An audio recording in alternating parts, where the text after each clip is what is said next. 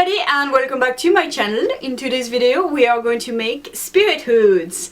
You can make it into any animals that you fancy. All you need to change is the fabric and the ear shape depending on the animal that you want to make.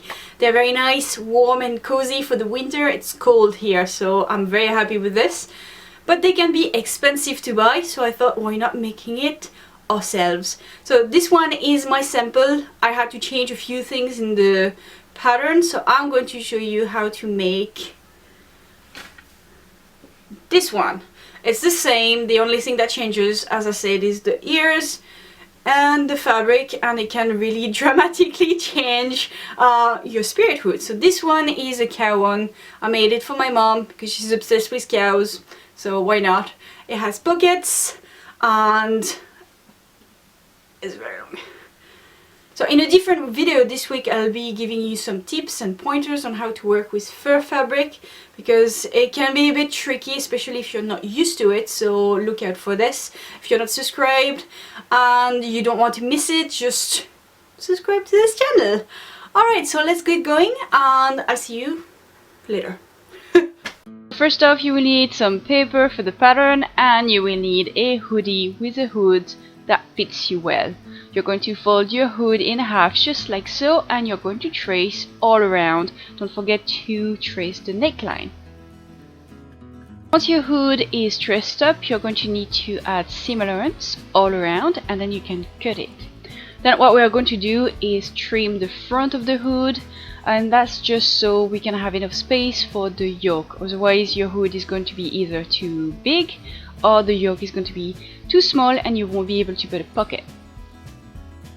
I'm going to trim the front of my hood by about 4 centimeters, but that might change for yours depending on the size of the hood that you want.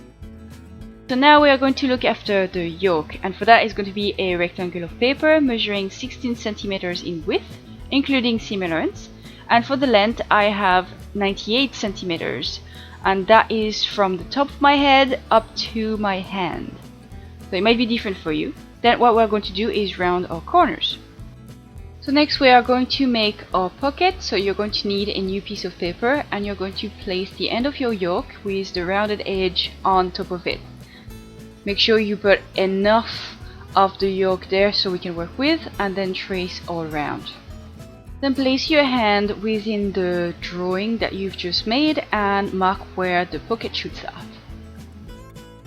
Then trace a line at your marking and don't forget to add seam allowance, and you're done with the pocket.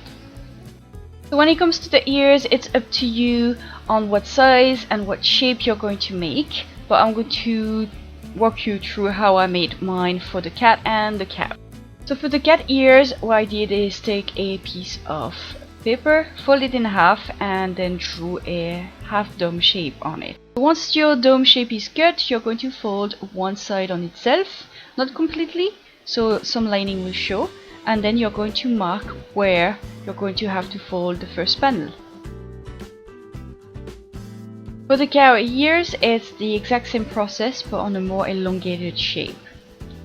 So now it's time to cut your fabric. So we're going to start with the yoke, and if you do not have enough fabric, as I do, you're going to have to split it. So what you're going to do is put your yoke against the hood, just like I'm doing, and you're going to mark where the yoke will finish on the neckline, and that's where we're going to split it. So now you're going to need to cut 2 of that first panel and make sure that you're adding seam allowance on that side, and when you're going to be ready to cut 2 of the remaining part of the yoke, make sure you're adding seam allowance as well. So before we connect the 2 yokes together, we need to reconstruct them if we had to split them. So you're going to put the short and the long edge together, right sides together, and sew at the straight edge. Then you're going to put your 2 yoke pieces together and connect them at the short straight edge. So on either side you should have rounded edges. So you will need to cut 2 hood pieces on the outer fabric that you're going to connect together, right sides together, and sew them at the curved edge. Next, with your scissors, you're going to clip your seam allowance. That's going to relieve bulk and make your stitching sit more nicely. So for the ears, you're going to cut 2 outer pieces and 2 lining pieces. You're going to line them right sides together, and you're going to sew along the curved edge, leaving the third side unsewn.